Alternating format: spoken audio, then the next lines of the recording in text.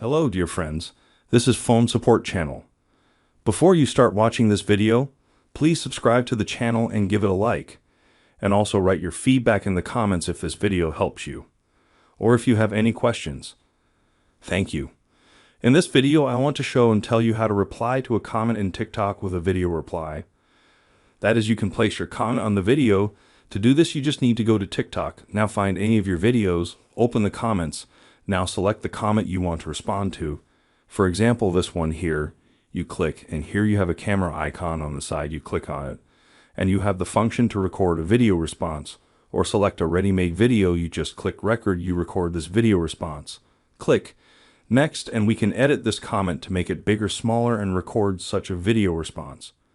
As you can see, this is a very simple and quick way. Done. There is nothing complicated. If you like this video, put likes and subscribe to the channel. And also watch other useful videos on the channel. That was Phone Support. Bye bye. See you later.